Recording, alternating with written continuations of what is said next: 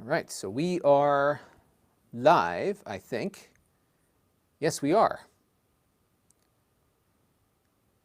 All right, so now I got to fix one thing though on the YouTube side or the other side. So let's get the YouTube is working, but that looks weird, doesn't it? Hang on a second. Let's see what's going on with this. I might come back, everybody. I'm experimenting with a different way of doing what I'm doing. And this looks like it's oddly letterboxed. So this might be a temporary stream until I figure out what's going on here. Give me a second. All this YouTube stuff keeps changing, and so it keeps throwing me off. So I'm just trying to figure out, let's see, viewer, how do I view this? I can pop this out. Okay, so that doesn't help me though, because it's still like running in a thing here. So it looks like stretched out, right? And it shouldn't, because I'm running at 1080p. Let me see if I can adjust my stream settings here. Maybe the bit rate is too high. I'm not sure what's going on here. Let's take a look.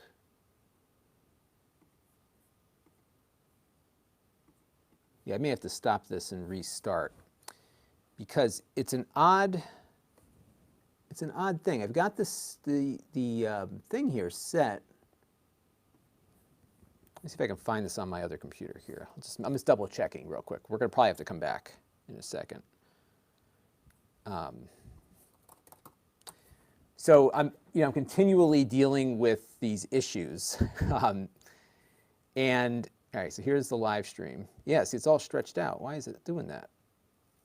Yeah. So give me a second, folks. I'm going to come back. It looks good, but it is stretched out. So I will be. Oh, you know what? I might be able to fix this on this end. Hang on a second. I see what's going on here.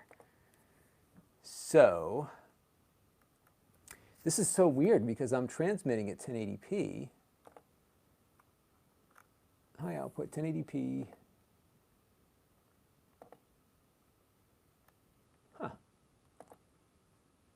Very, very odd. Yeah, so it has to do with how I am transmitting from here to there.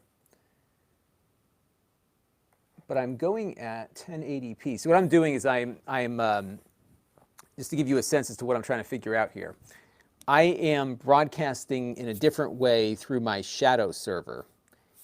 And I have a vMix call. It must be on this end. That must be what it is. I have a vMix call set up on this end that I think is out of whack. So I'm going to try to fix this remotely here. So let's see. Output 1, 1080p. Okay, so that's set up correctly. But I wonder, this is a good opportunity here because there's nothing wrong with the stream. It's how I set this up. So I need to check one other thing here and then we can get going. So I'm still trying to work around my Comcast problem, which doesn't seem to go away. And the only way it's going to go away is when they hook up my new connection. But until then, I'm in this like perpetual loop of things not working. So what I'm trying to do here is figure out, so what I'm doing is I'm using vMix and I'm doing a vMix call into, yeah, so I have it hosting here. Output 1, high, 1080p. So I might try something else here. Give me 1 second. I'm just going to add a little thing here. And the cool thing is I can play around with this stuff even without like interfering with the output. So if I do, so let's try this real quick. I'm just going to switch to this other image and I'm curious to see what this will look like.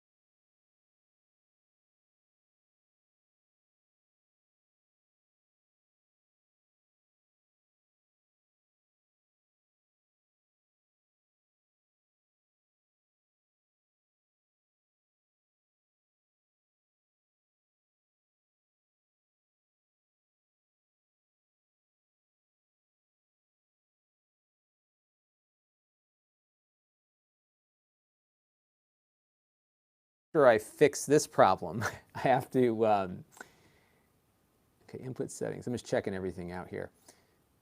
Source aspect ratio is widescreen. So let me look on here. Yeah, see, it's coming back to me in this stretched manner. If I look at,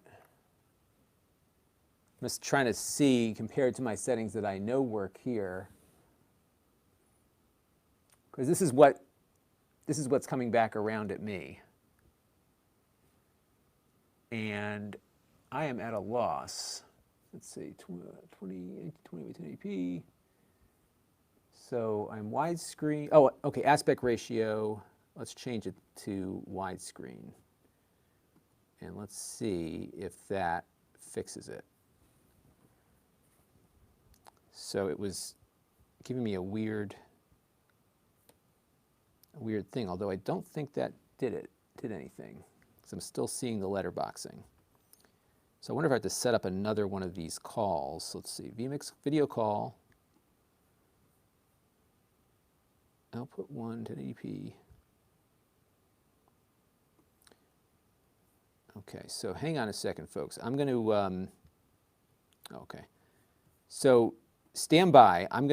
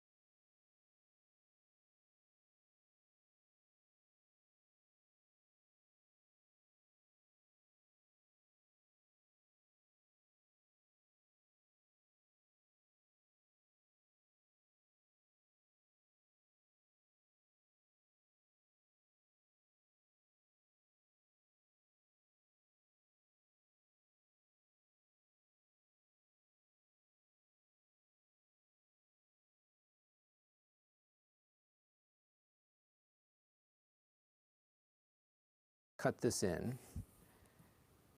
and let's look at this. So it's still, yeah, it's weird. The aspect ratio is coming in square. So if I say normal, it gets all stretched out like this. And if I say widescreen, it gets like that. Anamorphic, maybe? Nope, that's not going to do it. And the source. So oddly, the source output from my vMix on this end is what's causing this, although I don't think that's the case. So let me check in the settings one more time. I bet you I've got something like on the aspect ratio here set incorrectly. So master frame rate, let's try this. Output aspect ratio widescreen. So what happened was I had adjusted, there we go. I think that's better. So let's take a look now. Let me close this out, and let me go back to my YouTube window, and I think this should work better. You tell me. Hang on. Maybe not. I'm just watching my own stream here.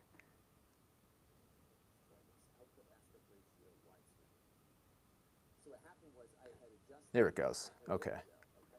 All right, so now I got that part fixed. Let me turn the volume down here because it's echoing back on me. And then I will start responding to your chats in a minute. Okay. So Rob Hanks is saying that his TV was like automatically adjusting things. That's funny. Okay, so now we got that part figured out. So here's the workflow. So the issue we've been running into is that my Comcast connection has problems. And they are running fiber optic cable to the house. The fiber guy was here like last week, so it's happening. And I can't wait for it to happen because I'm going to watch them like they're going to run the cable under the road through some existing conduit. It's going to be fun to watch that. So that is what's happening. Now the other problem I have is that my bit rate is too high. So okay, it's excellent connection. Okay, so we're good there. Now, the other problem I have is that my bit rate to Amazon is too high. So I'm going to adjust that real quick. And let's go to connection 2, and we're going to uncheck use stream 1 quality. And I'm going to send Amazon, and then I'll get started here in a second, and then I'll be able to pay more attention to everybody here. So Amazon wants 2 point something. So let's go to custom H.264. Maybe I'll send them 720p because I can't do a custom one. Let's see. If I can do a custom, yeah. All right, so I'm going to send them 2800 1920 by 1080. And actually, we'll do 2600 to leave some room for audio. Okay, and we'll get started here in just a second. All right, so we're going to send that to Amazon. So let me start that up. And hopefully this will work over there. And what I am doing now, this is actually kind of a cool setup. So I have, remember we were looking at that shadow thing the other day? There it goes, go live. So let's make sure the Amazon stream is working. And we should be up and running. Okay, so I'm just going to check on Amazon real quick and make sure we're good there. And then I will start chatting with all of you and tell you what I'm doing. Yeah, this has been a very frustrating, okay, it's working, perfect. Okay, perfect. Okay, so I think we're in good shape now. So as you all know, I've been dealing with a lot of frustrations related to the quality of my output here. And the issues that I run into are that once I start streaming, at some point, the stream develops a problem and it drops. And I've been trying to approach this from all sorts of different things. And the solution, as I said, is going to be when my new internet service comes into the house. That will solve all of my problems. But in the meantime, I got to keep the lights on here. I got to do my streams and connect with all of you. So, yeah, I'll talk about the baseball cards in a second. So what I am doing right now, let's see if I can figure out a way to show this to you. So I have figured out, I think so far, the easiest solution and the least expensive solution to kind of hold me over until this problem resolves itself. And what I am doing, and I'll pull up my computer screen here, and I'll show you what I'm doing. What I am doing is this. So what you are looking at is my shadow server, which is running in the cloud. And this is a Windows 10 PC, and they market this service as like a gaming service, but it is in fact a little bit more than that. And so you can run anything, like you get like your own Windows 10 server in the, so I'm pretty much like running my stream here remotely, and I'm sending the video to Shadow over vMix Call, which is like their own version of Skype. So what I'm doing is I'm just tying in my connection here right into it, and it's working wonderfully. It really is. So I'm very pleased with this. All right. So I am going to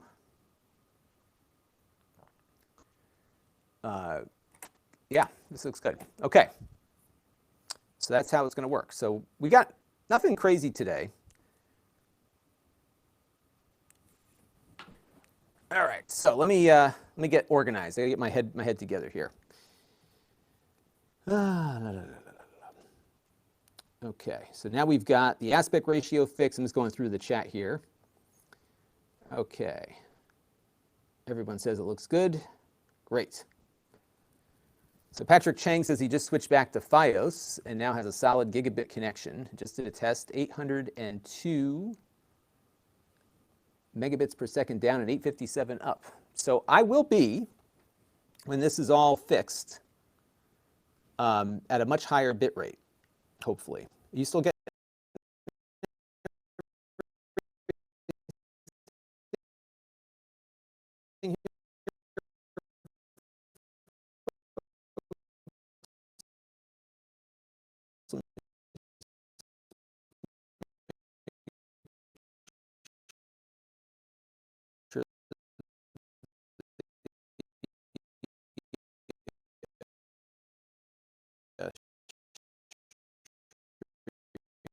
is working properly. Hang on. It's just been a bunch of frustration trying to working properly. It's stuck now. Okay, so now it goes my audio. Yeah, there we go. Okay. Well, so much for this wonderful idea that I had. I think what's happening now is my Comcast connection is, once again, messing us up. All right, let's see if this catches up now. I'm just watching live here to see what happens. It's like going super fast now.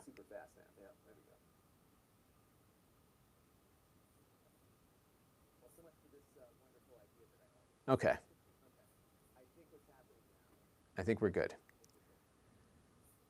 All right. Oh, man, so I can't tell you how frustrating it is that I cannot get a workable stream for what I'm paying a month. It's just incredibly frustrating. All right, so now what's happening here, I'm just looking through the YouTube system here. I'm just trying to troubleshoot this, everybody. I apologize. So it wants me to open a widget. So the stream's bit rate of 5 megabits per second. Okay. So now it says I have a good connection again. So yeah, so what's happening here is we're using vMix call, and I'm going from my system here to Shadow and then out to you. And the reason why I'm doing it this way is because so what happened last week was we lost the connection, and when we lost the connection, the stream ends and you all get booted out. So the challenge has been maintaining the stream without losing everybody, which means that we have to just accept the fact that we're going to have these things drop out. And I can't tell you like how many times I've had to call Comcast to try to have them fix my connection, and it never gets fixed. So instead of fixing it, I'm putting in their fiber optic thing, which is going to cost me a fortune, but I know it'll work after this. All right. Now the other problem we had is with the AWS thing, it just stopped working. I was using it, it was great, and then I went to connect to it one day, wouldn't connect. So then I had to like rebuild the whole thing, and it never worked again. And I didn't change any settings, it just died. So it's been really frustrating. And I have yet to find a workable solution that doesn't involve dropping out the whole stream every time we try to do something. So now, just so you know, again, what we're doing here is I am transmitting from my local vMix to a vMix server running in the cloud. And so that's what it looks like. And it's just this vMix stream, all it's doing is transmitting a vMix call from my local machine here. And that's how it's going to work. And this is sitting in Shadow. So any problems that you see happen are going to be because of the vMix call dropping out between me and the Shadow server. But the advantage is that you don't lose the thing. So it's going to hold this open, and we might get some drop-offs and stuff. So what I'll do here before we get too much further, what I'm going to do now is I'm going to put a still image up. And that way, if you lose me, let's add that image real quick. If you lose me, then what'll happen here is you'll get that notice that says I'm having a problem. So Lon.TV slate. So what you'll see is, here, I'll show you what you'll see. So it'll be kind of like what we had before, but I have to manually trigger it. And how will I know if I have a problem? That's a good question. I think I'll just keep an eye on my local thing here. So if I freeze up on this screen, I'll know to hit that. I think that's how I'm gonna do that. That'll work. Okay. Okay, everybody.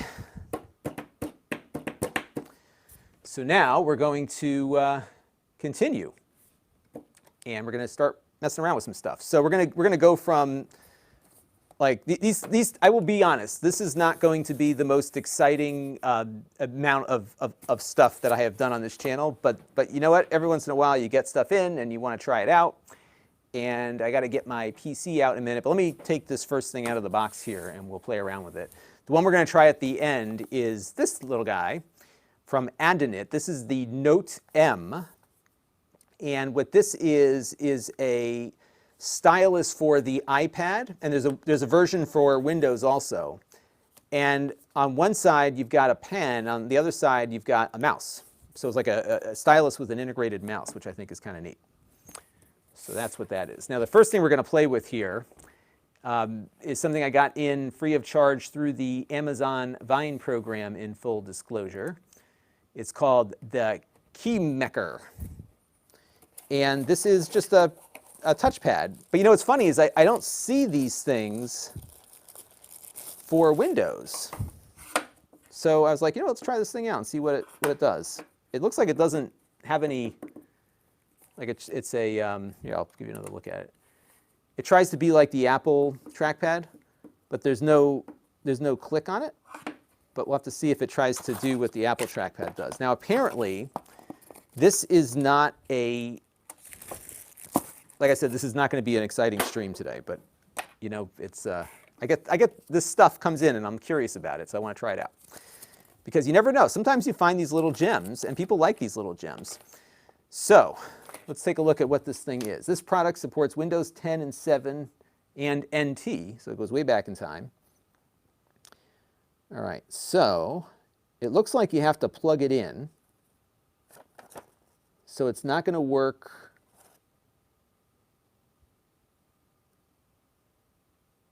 Yeah, I'm just looking through this here. So I think you have to have it plugged in, and it supports all the Windows 10 gestures. So we'll try all this stuff out. So let me grab a Windows computer real quick. Just so happen to have one just out of my reach. We'll grab it real quick. Ooh. I have a Mac on top of it also that we're going to need a little later. So we're going to put the Windows computer down here real fast. And do I still have power available? I do. So let's grab the power and plug it in here. And we'll plug the Ethernet in so I can grab the screen off of it. And we'll just boot it up real quick.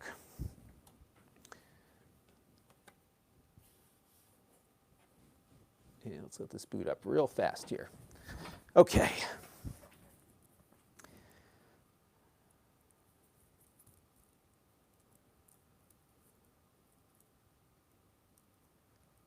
All right, so got a few folks in on the chat here.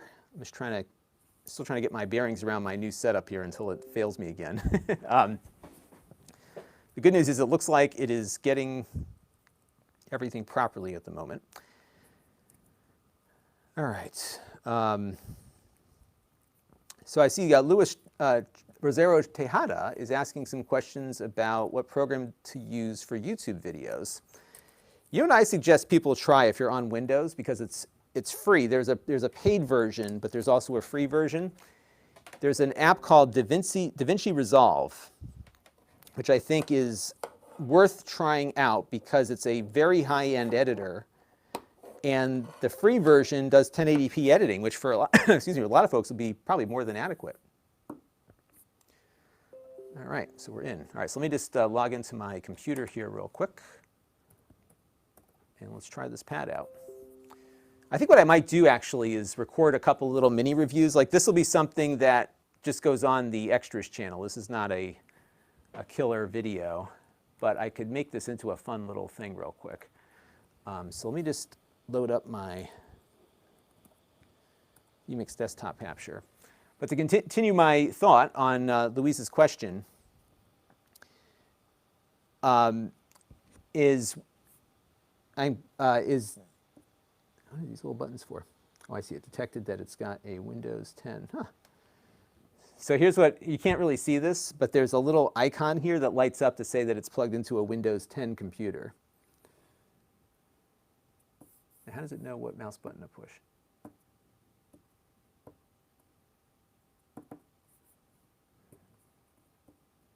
Oh, you got to be kidding me. You got to actually push up here?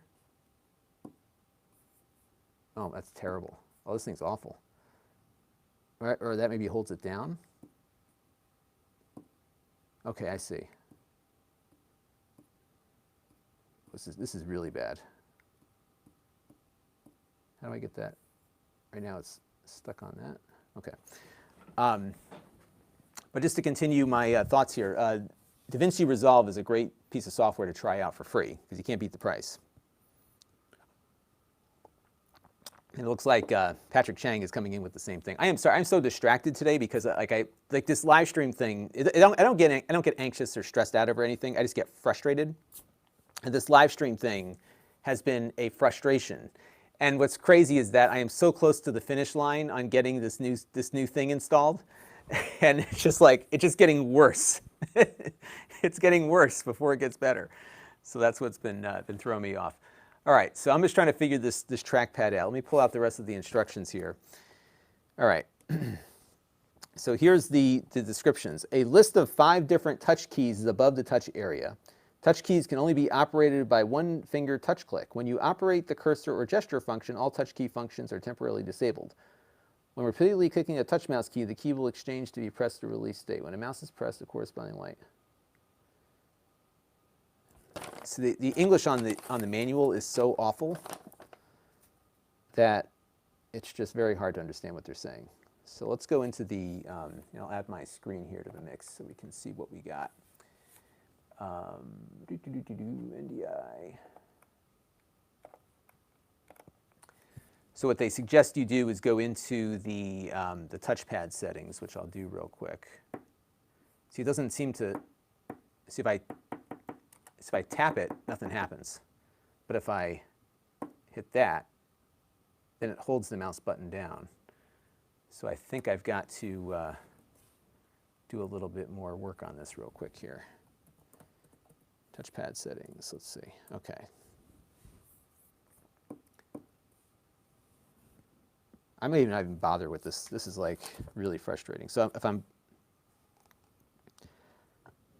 oh, so you know what it is? I turned off tap to click on my touchpad on the laptop because I don't like touch. Okay, so now it's working. My concern is that it's really, see that? Well, it's not so bad. Let's see. So let's grab here. I'll pull up a 2-up view here. So let me add into this window here. I will give you a multi-view. Lewis says, do you need drivers for the touchpad? No, this does not require drivers, but it does require Windows 10 in order to work.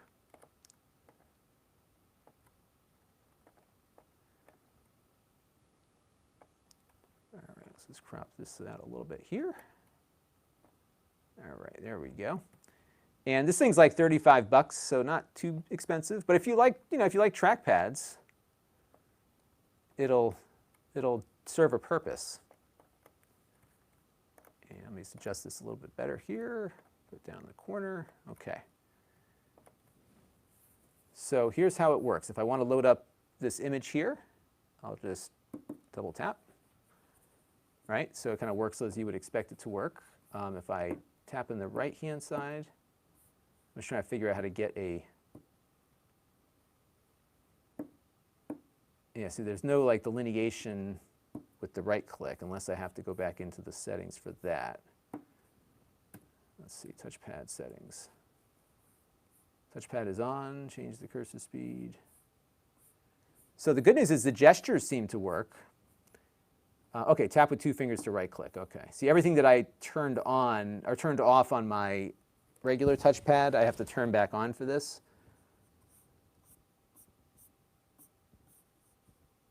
All right, so let's go back to here and see if I can, so that works now.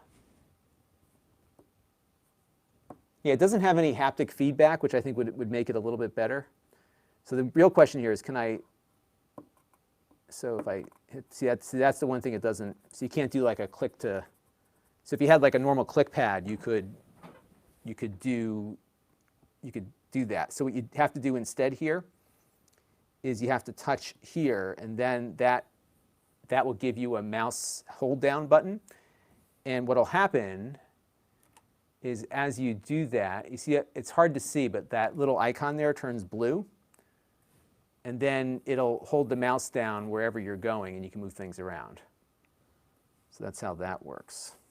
And then if you tap again, it puts it down. And then can I zoom? Can I pinch to zoom? There it goes. Yeah. Whoa, where'd it go? There we go. So I can pinch to zoom. It's not bad. Magic Trackpad, it is not. And I'm like already feeling the muscle memory from my Magic Trackpad, and it's not the same experience on the Mac. Let's see, touch twice maybe? Let's see.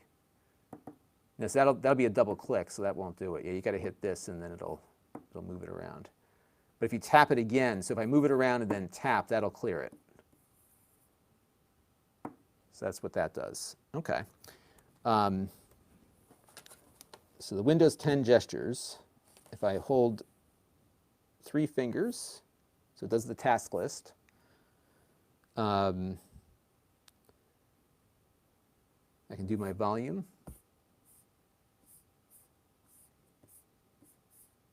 It's doing the same thing with 4 as it is with 3. The precision, maybe not so good. That's minimizing. Okay, that's the desktop. It doesn't seem to know the difference between 4 fingers and 3 fingers.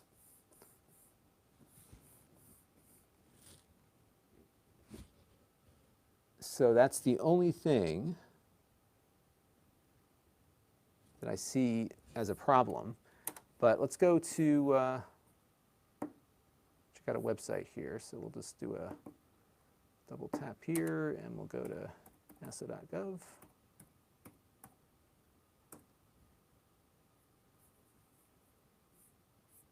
I mean, you know, it's good enough. So you know what I'll do is I'll load up a few other applications here just to have on screen so we can do a quick little demo. Yeah, some things don't need more than a glance.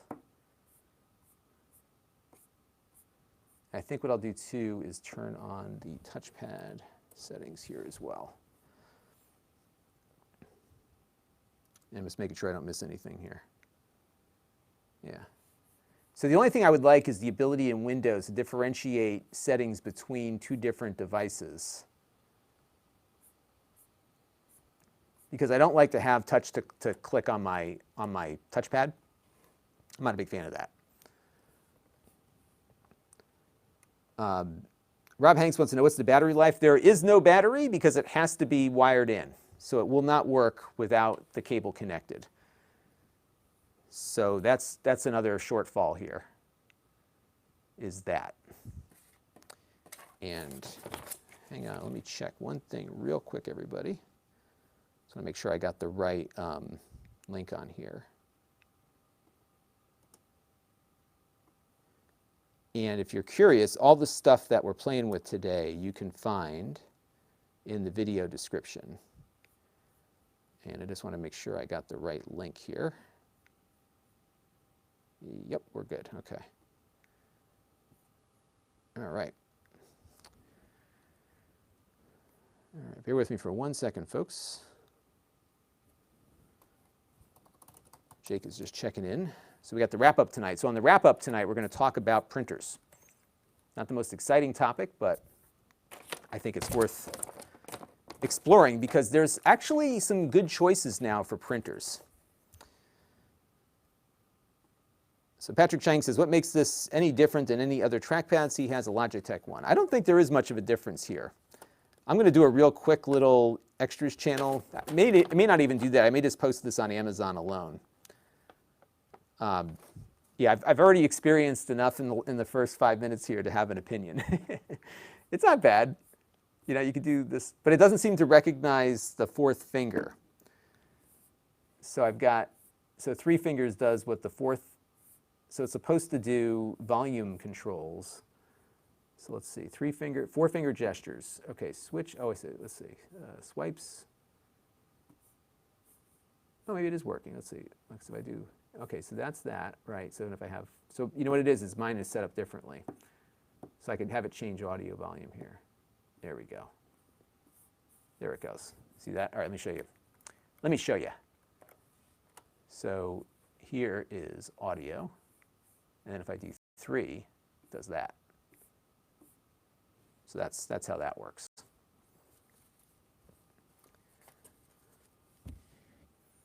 So Russell Lachard says that this reminds him, I'm going to set up some more stuff on this vMix thing later too. I have the ability now to pull your questions up and put them on screen so everyone watching knows what's going on.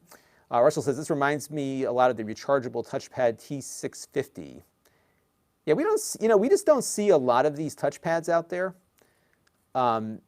So that's why this intrigued me, because I use a touchpad on my Mac, on my desktop Mac, which I like a lot. I have the Magic trackpad, which works really nicely.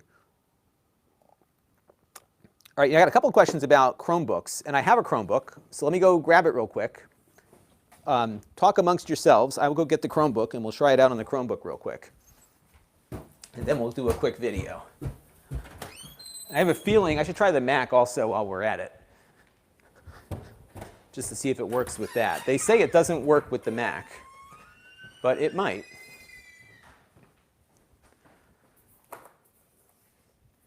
So let me get my little adapter thing here.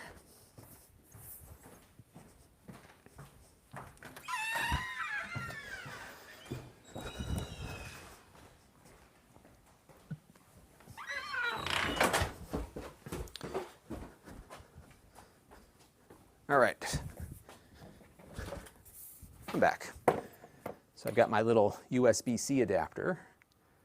So I'm going to unplug it from the Windows computer. And DC says he's antisocial. Well, you could talk to yourself, maybe? I don't know. I got nothing for you. Let's see if this works on here. All right, so it does seem to work on the Chromebook, but it's not actually, okay, so here, let me log out of this on my daughter's school page. Let me switch over to my account. I got to charge this thing too. So it's recognizing the mouse on the Chromebook, but it is not, it's not working properly. So it says, it thinks that it's connected to a Windows 10 PC, but, and let me get over to my account here real quick. And this thing needs to be charged. I'm missing, all my USB laptop chargers are all disappearing, and the cables. I don't know what happened to them. All right, so this is not going to be the best shot, but the mouse works in the sense that I can move things around, but the tap isn't working, so the mouse click doesn't function. And if I tap on this here, that doesn't work either. So that's it.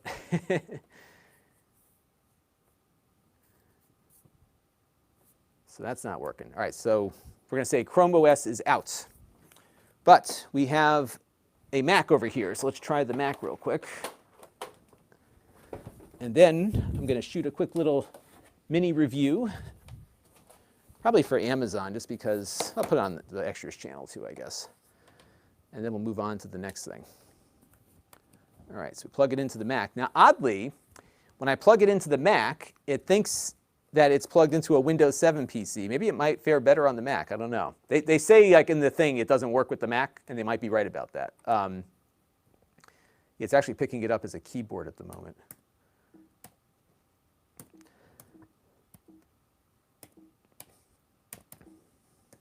All right, give me a second here. All right. So here's the Mac. Like before, it tracks. Now here, the click is working. Let me just put this on Do Not Disturb real quick. The click is working, but yeah, so that works. But I don't know about right-clicking. Let's see. Right. Okay. Huh. So it seems to work better on the Mac than it does on the PC.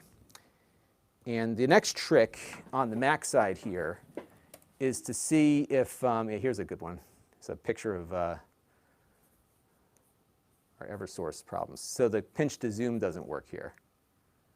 So I can do it on the native trackpad, but not on that one. But two-finger scrolling does work.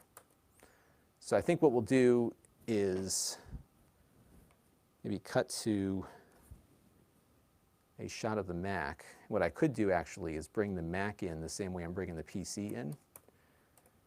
And that would probably be a good way to do this. And then I can just like do a quick cut. But again, the two fingers doesn't work. In fact, it gets all messed up. So probably not an ideal experience on the Mac, but it seems to work. Let's see. Oh, so some top. Oh, so yeah. So I just found this in my garage the other day. So this is, and there's actually cards in there.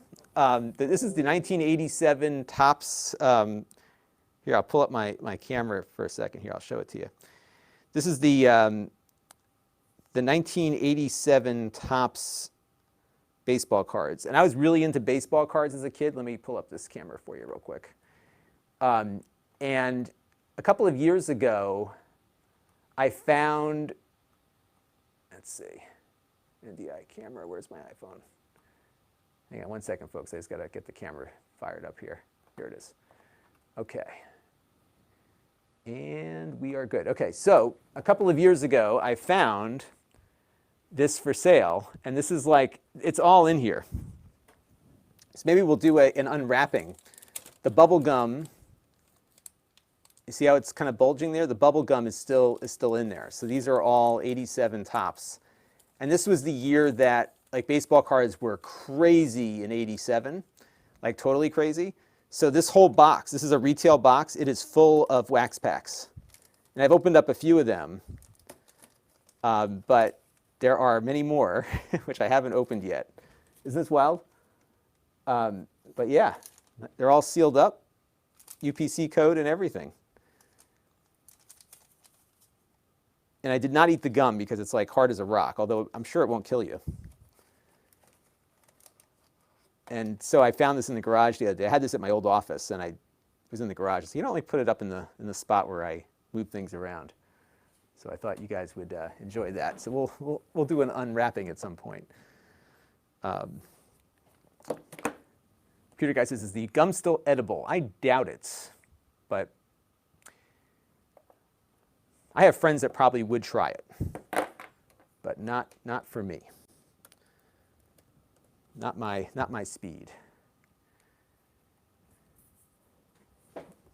Maybe what I'll do is maybe I'll send out a few of these, and you guys can get on the call and try the gum and tell me how it is. I think I'm too valuable to risk my livelihood on some 30-year-old gum. Although I think it's probably still edible, and it won't kill me. I'm pretty sure about that. But let's not take any chances. All right, so let's make sure this is functional here. Actually, what I could do, I wonder if I could do this. Here, watch this. So if we have the Windows PC up here, and then if I right-click here and go to, where's my Mac? So that's the wrong Mac. If I hit this, this should switch from Windows to Mac. Let's see. And nope, it's not working. Am I on the right network? I'm on the right network. I'll come back to that. Okay.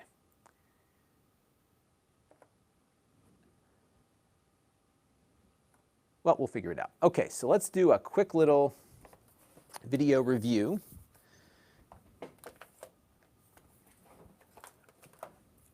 It's not going to be anything too crazy. And then we'll move on to some of the other more fun stuff. So This is called, what is this called? The Keymaker Mano 603. I love these names. This is the Keymaker Mano 603U. What a name. You can't beat that. I think that's awesome. All right, let me just go over to, back to the Amazon app here. Okay. And I got to jump off in about a half hour, so we're going to get through this stuff pretty quick. This one, I can do this one super quick, so that's why we're doing it now. We'll do it live, and then we will just kind of play with the other stuff, because I'll shoot those videos later. But this is a quick little Amazon video I can do. So we'll say Keymaker 603U. Okay. Set up my recording folder, and we'll be ready to go. Okay. How's everybody doing today? Good? I'm doing great. So it looks like the stream is now a lot more stable. I think it's been going better since we got started here. So some comments here that I think are worthy. B. Tabalba says let's see here. So we're just going through a lot of great comments here. I missed so many. Adley wants to know, how much is it? This one is like $35, and it's not Bluetooth. So it's a little on the high side, if you ask me. And I think it doesn't feel it, but the quality, it does have a glass top. At least they say it's glass. It doesn't look like glass to me, to be honest with you. But I'm a very bad judge of materials.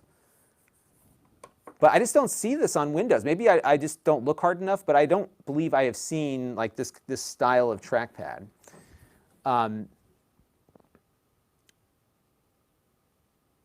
So Rob Hanks says, I must admit, there's a lot of retro games in the back there. I have a man cave project down the line eventually once we put the mortgage down on the house. Yeah, I am slowly building out more of I have so much more of this stuff in the back because I never throw anything out. And so when I moved out of my mom's place a number of years ago, I just put it all in boxes and took it to my last house. And then I didn't have enough room in the old house. So that 2GS sat in like a container for a while. And then I got smart with the 2GS. I bought a lot of parts for it when they weren't expensive back in like 2004. So I upgraded the heck out of that thing. And that one, I just have to replace the power supply. We'll do that on a stream at some point, and we'll get that one back up and running. But yeah, I've got so much more in the back, and there's still stuff at my mom's house. And she called me the other day, and she's like, "It's time to come and get the rest of your stuff." So we've got more. So we'll see what we display in the future. So DC147 would love to see a stream opening. Yeah, I'll open up a few more. You know, the reality is the 87 tops are almost valueless because they made so many. So what happened was, like around 85, 86, like the Pete Rose cards were big. The Mark McGwire card from that year, his rookie card, was a big deal. But it became such a, it was always popular, but it got crazy popular in that period of time between like 85 and 87, 88. And so Topps just started like overproducing, and the result is you have like new old stock. You could probably go out on some of the sites and find a lot of unopened retail packs like that. I think I paid like 10 or 12 bucks for it. It wasn't even that expensive. So that stuff is out there. Yes, there's like one or two cards that are worth something, but I remember like the year that was out, the Mark McGwire card and the Jose Canseco card, I think those were the two big ones. Those cards were commanding a lot of money, but now they're worth nothing, or not nothing, but not what they used to be. And then B. Tabalba is talking about the Pogs. Yeah, my brother had Pogs, so I was too old for Pogs.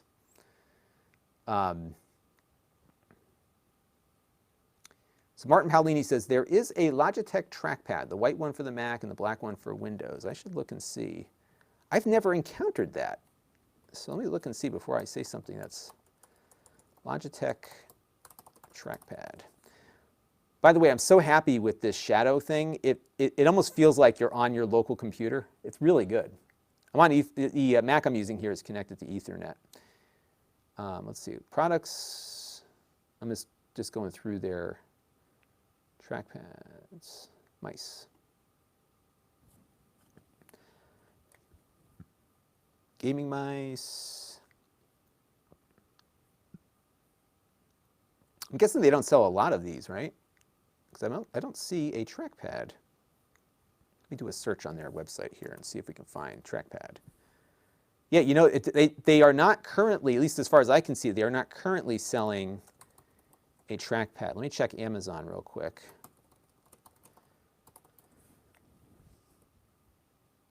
So what I get, yeah, is just a bunch of these, like the ones that I got here. The Keymaker is like number 3 on the list. There's a Jellycomb has one. Oh, Logitech rechargeable touchpad with Windows 8 navigation, which is selling for $255. So they don't make it anymore, and it looks like it's, yeah, there's not a lot of options.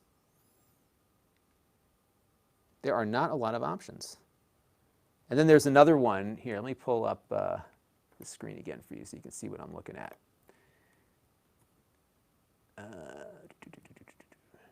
MacBook Pro.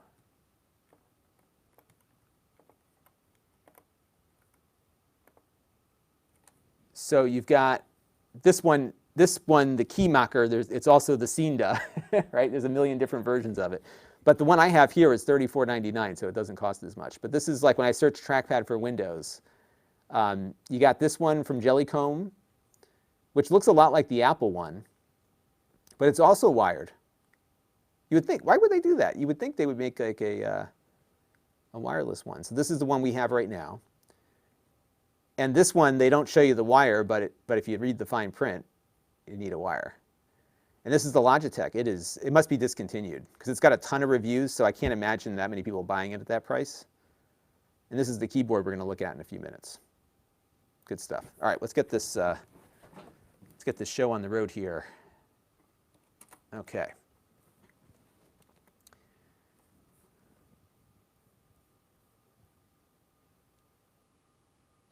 Oh, Patrick Chang has another question here. One production question of the day. If you're doing camera switching on a PC laptop with vMix, is the best option probably an ATEM Mini? Well, you could. It depends on, I guess the question would be how you bring your cameras in. So if you don't want to have a bunch of USB dongles coming out of the laptop and you don't want to do NDI, then the ATEM Mini would probably be your best bet. And I just helped out some folks who needed to stream something, and that is exactly what we did, is we have multiple cameras going into the laptop through the ATEM Mini, which is just feeding it a webcam output through that USB port on it. And then they're using Zoom to send out, they're doing this thing over Zoom. It worked great. And we had it on one of those AMD Ryzen laptops.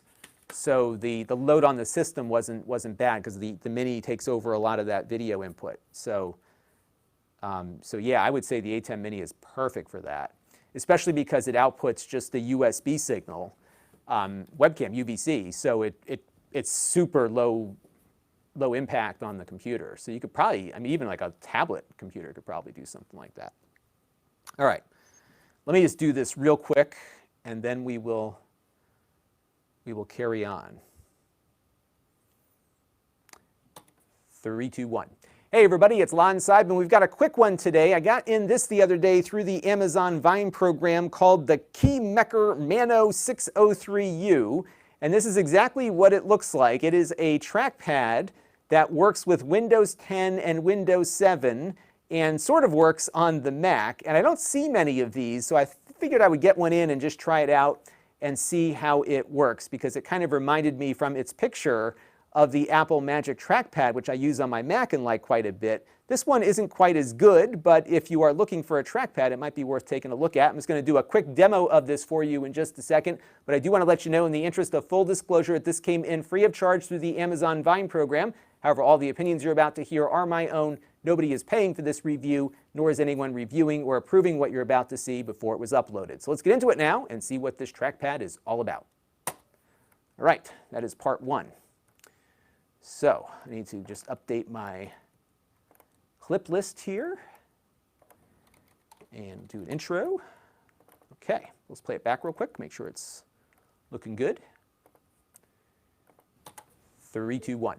Hey everybody, it's Lon.TV, and we've got a quick one today. I got in this the other day through the Amazon Vine program called the Keymaker Mano 603U, and this is exactly what it looks like. It is a trackpad that works with Windows 10 and Windows 7 and sort of works on the Mac, and I don't see many of these, so I figured I would get one in and just try it out and see how it works, because it kind of reminded me from its picture of the Apple Magic Trackpad, which I use on my Mac and like quite a bit. This one isn't quite as good, but if you are looking for a trackpad, it might be worth taking a look at. I'm just going to do a quick demo of this for you in just a second, but I do want to let you know, in the interest of full disclosure, that this came in free of charge through the Amazon Vine program. However, all the opinions you're about to hear are my own. Nobody is paying for this review, nor is anyone reviewing or approving what you're about to see before it was uploaded. So let's get into it now and see what this trackpad is all about.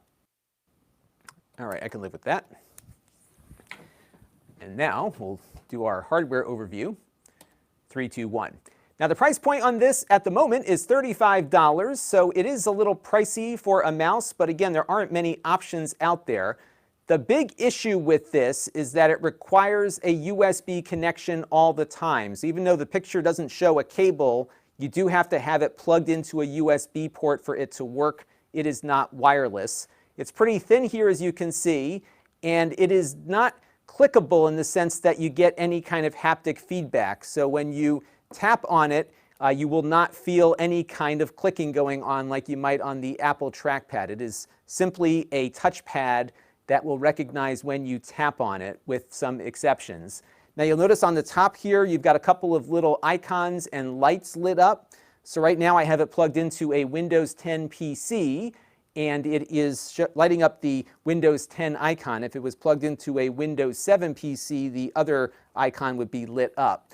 Now my biggest complaint with this so far is that you can't really do a click and drag. So on the Mac, when I want to drag something, I would click the mouse down and then use my index finger to move things around here. This doesn't work like that. So what you have to do is enable the mouse hold button, which is tapping this icon here, and that will lock the mouse button so you can move things around. So that's a bit of a difference from what you might be used to on your laptop, where you could have a physical click or some other way of detecting a click being held down. But it does seem to detect all of the Windows 10 gestures. So for example, I can slide 3 fingers up here and get all of my running applications.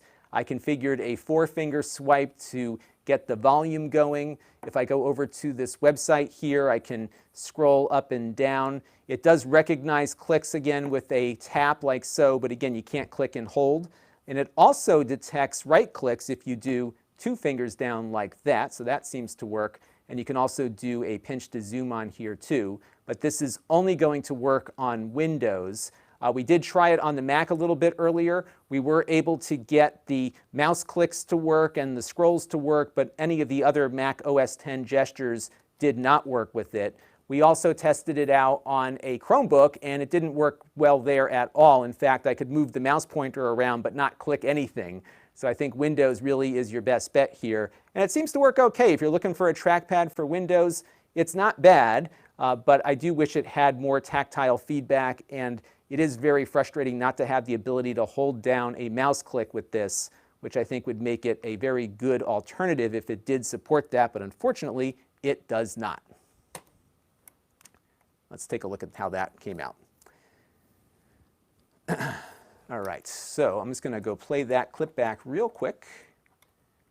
Did I put my mic back? Yeah. Sometimes I turn my mic off and forget to turn it back on. Now, let's probably run some B-roll of the Mac or something after the fact here. Trackpad overview. Okay. Yes, this is like a 4-minute video already. 3, 2, 1.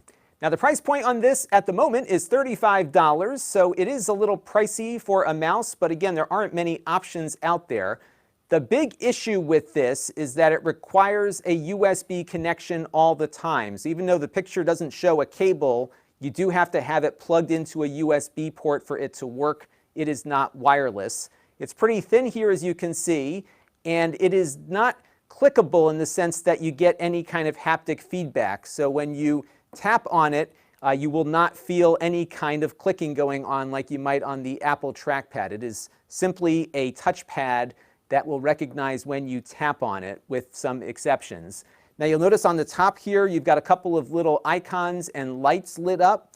So right now I have it plugged into a Windows 10 PC, and it is lighting up the Windows 10 icon. If it was plugged into a Windows 7 PC, the other icon would be lit up. Now my biggest complaint with this so far is that you can't really do a click and drag. So on the Mac, when I want to drag something, I would click the mouse down and then use my index finger to move things around here. This doesn't work like that. So what you have to do is enable the mouse hold button, which is tapping this icon here, and that will lock the mouse button so you can move things around. So that's a bit of a difference from what you might be used to. You've got a couple of little icons and lights lit up. So right now I have it plugged into a Windows 10 PC, and it is lighting up the Windows 10 icon. If it was plugged into a Windows 7 PC, the other icon would be lit up. Now my biggest complaint with this so far is that you can't really do a click and drag. So on the Mac, when I want to drag something, I would click the mouse down and then use my index finger to move things around here. This doesn't work like that. So what you have to do is enable the mouse hold button, which is... Okay, so we're going to have to reshoot that one part. Tech Nerd, no, we are live, but what I'm doing is recording a video while we're live, and so I'm reviewing what we just did. So I think what I'm going to do is reshoot the whole thing, because it just I could edit. I don't want to spend a lot of time editing this one, so we're just going to kill this one. And I appreciate it, one-man show. Now you were helpful, because what would happen would be I'd hear from everybody, including the manufacturer, oh, you can do it if you do it this way. So it's still not ideal, because you still have to, like, you can't, it's hard to, I like the hold the thumb down and move with the finger thing. That's how I do it. And I'm old now, so I can't be taught new tricks. So that's how that goes. All right, so let's, I'm spending way more time on this than I anticipated. But you know, the problem is when the documentation isn't that great, like, you spend a lot of time guessing, as they say, right? So there you go. All right. So let me pull up a few more screens here on the Windows side. And just to show you, like, my first reaction was not to go to the trackpad to move things around. I went to the computer. So there you go. All right. So let's start this again. 3, 2, 1. Now the price point on this is about $35, and that is a lot for a mouse these days, especially from a company you haven't heard from. But oddly enough, I couldn't find a lot of trackpads for Windows out there. So this one actually looks as though it's one of the more affordable ones out there if you are looking for a trackpad. Now the hardware is not all that, I'm going to start one more time. 3, 2, 1. Now the price point on this one is about $35, which seems like a lot given that it's just kind of a piece of metal, or I'm still not feeling it, folks. I got to get my head back in the game. David's Devices is here. That's okay. We've been futzing around with all sorts of technical problems. David's on the Amazon chat, by the way. 3, 2, 1.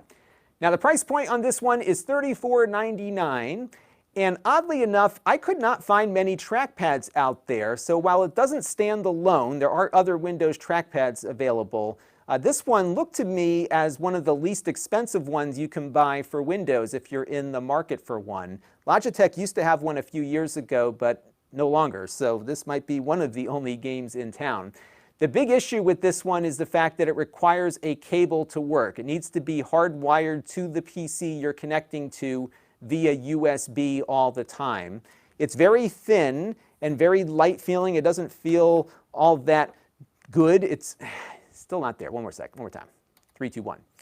Now the price point on this is $34.99, which seems like a lot for a trackpad or a mouse for a PC, but surprisingly I couldn't find many trackpads out there available for Windows, and of the ones that I found, this was one of the least expensive ones. Now it's not very high quality. You've got a metal backing here.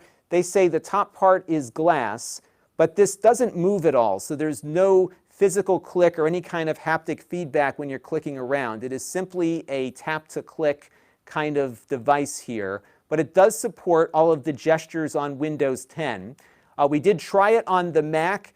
The mouse clicks worked, but none of the gestures work, so you can't do any pinch to zooms or any of the other special OS 10 gestures. We also tried it on Chrome OS, and the mouse clicks didn't even work on there. So I would recommend this one only for Windows users. It needs to be hardwired to the PC that you're connecting to. And I can't remember if I had already said that or not. So let me start one more time and we'll get this thing done. 3, 2, 1. Now the price point on this is $34.99, which seems like a lot for a PC mouse, but there are not many dedicated trackpads available right now for the PC. And of those that are available, 3, 2, 1. Now the price point on this one is $34.99, which might seem like a lot for a product that looks like this. But believe it or not, there are not many trackpads available for the PC at the moment. And of those that are available, this is one of the least expensive. The device here, though, does need to be plugged in all the time via USB. It will not work wirelessly. The good news is that there's no battery, but the bad news is it has to be hardwired for it to work with a big USB cable sticking out of it all the time. There is no haptic feedback with this. There is no clickable mouse button. It is simply a touchpad that will detect your finger movement, and if you want to tap on something, you just push it down and tap on it, but you're not going to feel anything pushing back on you. And it gets a little frustrating to control. So let me pull up my Windows 10 PC here for you so you can see what I'm doing. So if I double tap the top of this window, I can move it around. But what I typically do on my trackpads that have click pads is that I'll click down with one thumb here and move with my index finger, which I really can't do here. So you kind of have to relearn things a little bit. They do have another thing that you can do, which is tapping on this icon here, which will lock in the mouse push, so I can move things around a little bit easier that way without having to double tap on the title bar. But there you go. It's something you can do, but not spectacular. Overall, though, it does seem to work with all the Windows 10 gestures. So if I do my 4 fingers up and down here, I can adjust volume. I configured that a little bit earlier. I also have the ability to do a 3-finger gesture here to get into my running programs. If I switch to my web browser here and go full screen with my browser, I can zoom in and out with a pinch to zoom motion. And then the scrolling here works if I use 2 fingers and go up and down like that. So it seems to work pretty well with everything except the clicking and the dragging. If you want to do a right mouse button, you just push 2 fingers down and you'll get the right mouse button menu there to pop up. So not bad, but again, I would like a little bit more flexibility for clicking and dragging. But other than that, not a bad experience. Now, we did try this on the Mac a little bit earlier. It does work on the Mac. You can do your scrolling and clicking, but it doesn't support any of the other gestures, including pinch to zoom. We also tried it on a Chromebook, and there we could use the mouse pointer, but nothing else worked. Not even clicking worked on the Chromebook. So I think it's probably something you'll want to stick to Windows with. And if you don't mind that dragging issue, I think it might be worth checking out if you are looking for a desktop trackpad. That's going to do it for now. Until next time, this is Lon.TV. Thanks for watching. All right, I can live with that. Not perfect, but it is good enough. All right, so, and partly it's like I just feel like I'm spending too much time on this thing. So, and what it is also, just so you, oh, I'm still recording. What it is too is that this kind of thing, I'll review this and put it up on the Extras channel, it will not get a lot of traffic. And the reason it won't is because, oh, what happened? Oh, geez, hang on a second. The reason it won't is because no one's searching for it, no one's looking for it. Like, no one's going to go out and know the key Mecker brand and start searching on it. And when 80% of my search traffic, or my traffic to the channel comes from search, there you go, right? So that's partly why I was just trying to get through it, because it's just like, it's good, but it's not worth that much time. But I'm getting good feedback on everyone's thing there. 3, 2, 1. Now the price point on this one is $34.99, which might seem like a lot for a 2 fingers down and you'll get the right mouse button menu there to pop up. So overall, not bad, but again, I would like a little bit more flexibility for clicking and dragging. But other than that, not a bad experience. Now, we did try this on the Mac a little bit earlier. It does work on the Mac. You can do your scrolling and clicking, but it doesn't support any of the other gestures, including pinch to zoom. We also tried it on a Chromebook, and there we could use the mouse pointer, but nothing else worked. Not even clicking worked on the Chromebook. So I think it's probably something you'll want to stick to Windows with. And if you don't mind that dragging issue, I think it might be worth checking out if you are looking for a desktop trackpad. That's going to do it for now. Until next time, this is Lon.TV. Thanks for watching. Good. Done. Okay. I will find a use for this. By the way, a lot of this stuff I donate to my local school because they're always looking for stuff. Okay. Now, let's turn the PC off because we are going to play with this iPad thing. Now, don't get turned off by it being an iPad-only thing. We're going to probably get to this keyboard next time. Sorry, folks. This is the Adonit, because I gotta get moving. You know why I gotta get moving? Because I gotta get the wrap-up uploaded because my connection's so slow. It takes an hour to get it up to the thing. So what we're looking at next here is the Adonit Note M. And there's a version of this for Windows in addition to the iPad. And what it incorporates is a mouse and a stylus in one unit. So the mouse is on the top and the stylus is on the bottom. And I am likely not going to be shooting the review for this right now because I need to get some stuff set up. But I wanted to first just evaluate it and give it a shot and see how it works. So what we're going to be doing is getting my iPad into the mix here and log into this thing here. Oops. And I got to call him back in a minute.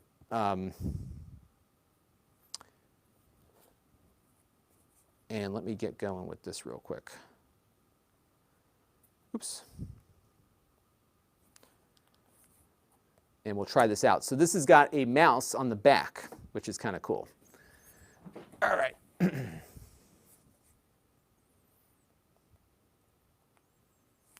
So we got some more comments in here.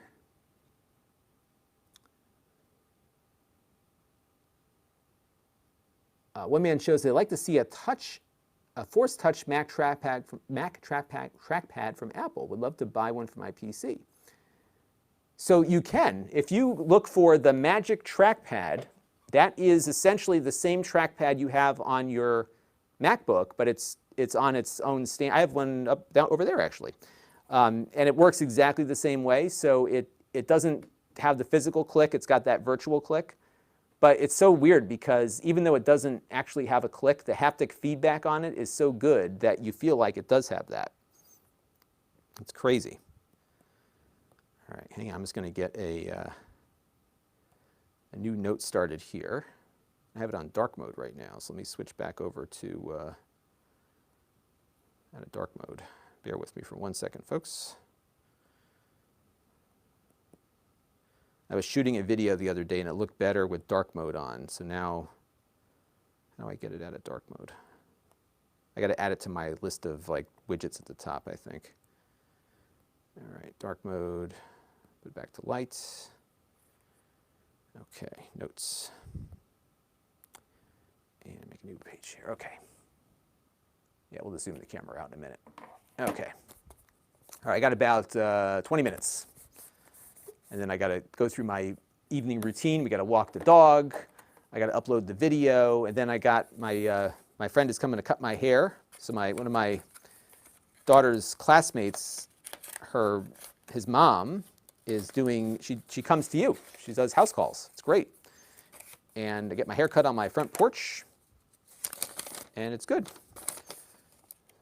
So, all right, so let's take a look here. So we have the stylus. So it's a little larger. It feels kind of hollow, but on the top here you've got the mouse sensor. And so I guess when you want to use it as a mouse, you will put it down and then you can move it around on screen and then do your clicks and everything. And then when you want to go back to stylus mode, you flip it around. Now this is the iPad version, but there is also a version for the Windows tablets out there. And then it sticks to the side of your iPad. It's got a magnetic thing here, at least for the iPads that support the magnetic stuff, but it won't charge it. So you have to charge it through the USB-C port that's on the top of it here. That's where you charge it. And what I need to do first is I have to disable my other Apple Pencil. So this is one of these things that works with the Apple Digitizer, but it is actually its own thing. But you get all of the benefits of the Apple Digitizer, but you don't get, with this one, you probably won't get the pressure sensitivity, and you won't get the angle sensor on it, but it will work for note-taking, which is what I think a lot of people are looking for. So let me just go into my Bluetooth settings here real quick. And bear with me, I just need to send a quick text message to somebody who just called me. And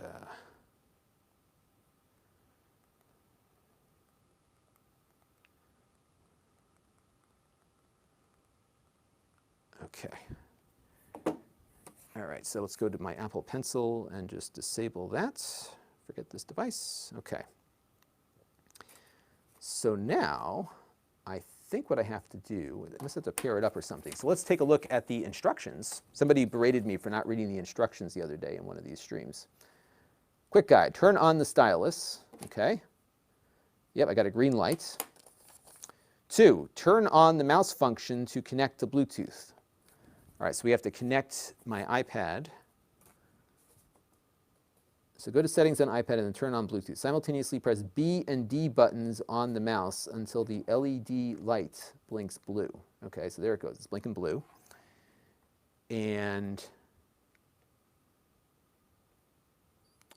all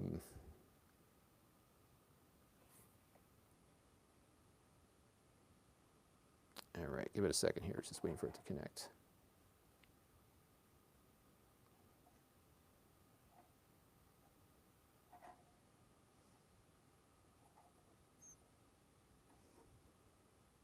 It is not finding it yet. We have to hold it down here. It's blinking. There it goes. It's got to blink faster. Okay, so now I've got Add-to-Knit Note M here, so we're going to connect to that.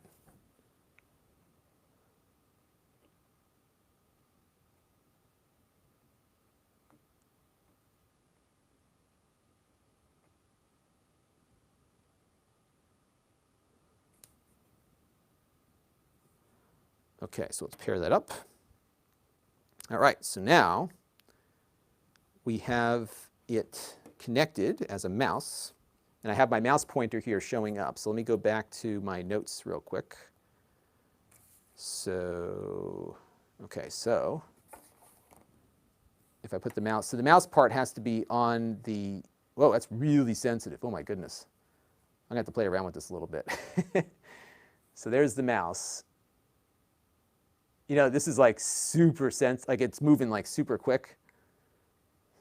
So I've got to look into how to turn that sensitivity down. But then if I flip it around here, and let's see if it recognizes it as a pen. I think I have to do something else to connect it that way.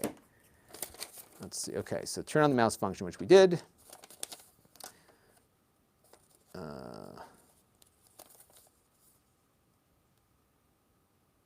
Okay, switch to using, oh, so you have to switch it. So I got to push this button maybe to switch. Okay, so then now that it's green, okay, there it goes. So I've got it. So you have to like actually hit a button to switch it over. That's what you have to do.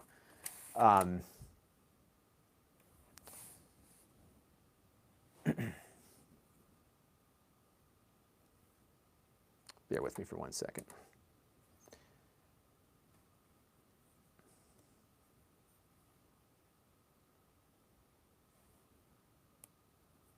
Okay, so let's see how this works here. So I'll just put my, yeah, this was fine. But see, it doesn't do the pressure sensitivity, so no matter what pressure I push down on here, it doesn't work, and it doesn't do the side detection either. But then if I want to go into mouse mode, I flick it around this way, and then it's a mouse here. But it's like super, super sensitive. So if you can see here as I'm moving the mouse around, like I am barely moving the pen, and it goes like completely nuts. So I gotta look at the the settings for this. So let's see if we can find some mouse settings here. So I got some folks asking, Beat the Bob was asking about the mode, which we reviewed a few weeks ago. I do plan to do a, okay, let's customize additional buttons. Yeah, I have to ask them about the sensitivity on this thing. It is crazy sensitive. I will be doing something with the Saturn and Dreamcast soon. I'm just waiting for my life to get a little less chaotic with school starting and everything. Attaches magnetically, indicator light, USB charging port. Yeah, so I'm not seeing anything on mouse sensitivity because it is super sensitive. Yeah, there's nothing in here about that. I'll have to inquire. Because it works, but it just moves around so quickly.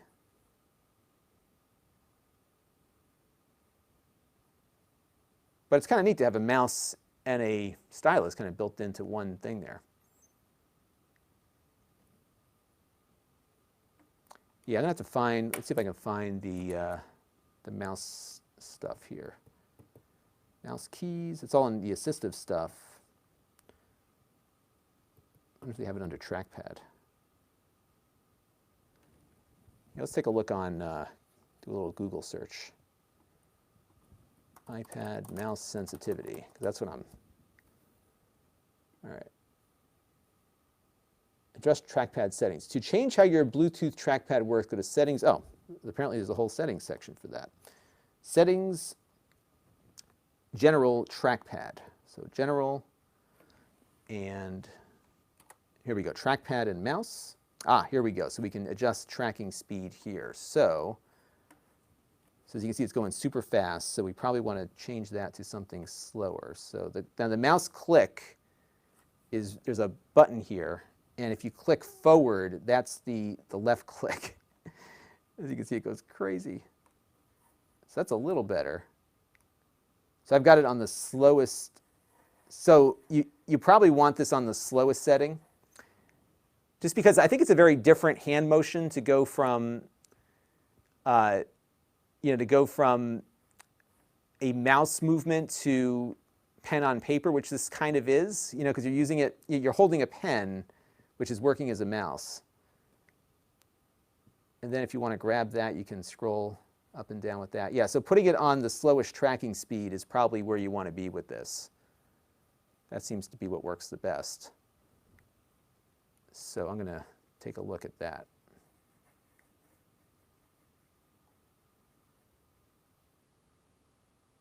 Yeah, so that's how I'm going to have to recommend that. So I'm going to make some notes on that as well.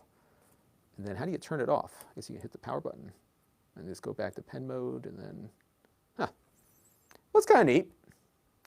It may have more utility on Windows maybe, where you're often reaching for a mouse a little bit more. But it's kind of nice because I often find myself like pointing with the pen doesn't always work for me. I'd love to get your opinion on that, because here's the workflow with this, is that you're writing, and then you flip it over and turn it into a mouse and then do the mouse stuff. Are you, and I don't use a stylus that often with my iPad, because it still works as you can still use it, right? I mean, it still does pointing directly on the screen versus going off with this. So I'd love to get your thoughts on that.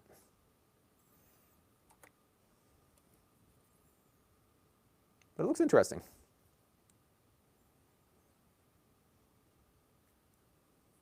Yeah, so this is the Note M, and you can see, I'll see if I can get a view of the sensor here for you. Let me go, it'd be hard to see, but that's the sensor there. Yeah, so I'm going to experiment a little bit more with this. I think you got to turn that sensitivity way down on it. And one man shows says, I think it's a good idea, because when they pitched it, I was like, oh, that's interesting, I'll try it out. And then I was thinking, like, well, when you have the stylus, you can do a lot of pointing already. So where's the? I gotta figure it out.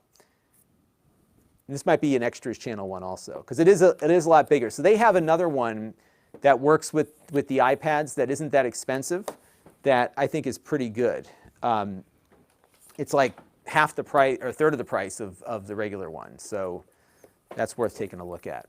All right, I'm going to play a little bit more with that one. This might be an extras channel situation. AS is asking in the Amazon chat, is that a Palm handheld in the background? So there are two in the background. So yeah, you can't see the Newton there, but the one below, the silver one there, is a compact iPack, and that was one of the first Pocket PCs that became available. It's nice. It's got a reflective screen. Didn't run Windows, of course, but it ran like the Microsoft version of that. It was pretty cool. All right, this last one we're just going to take out of the box and gawk at, because I have run out of time, but I have enough time to take it out of the box. So that's what we're going to do. And this one is, let me select it on the Amazon chat here. This is the Logitech MX keys for Mac. And there's two versions. Just like the other thing, there's a version for Windows and a version for Mac. It looks like I just put the Windows one in the chat here, but you'll get an idea as to what it looks like before I have to go. All right, let's get this thing out of here.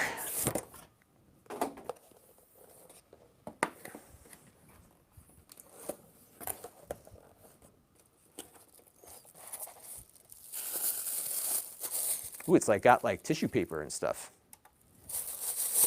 Let's see. This, by the way, also came in free of charge through the Amazon Vine program. Ooh, it's got some heft to it.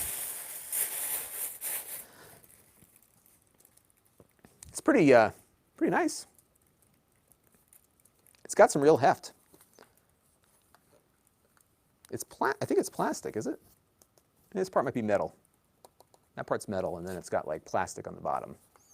It's like aluminum and plastic. It's got USB-C, and you can connect it to 3 different PCs. So we've got the Logitech adapter here.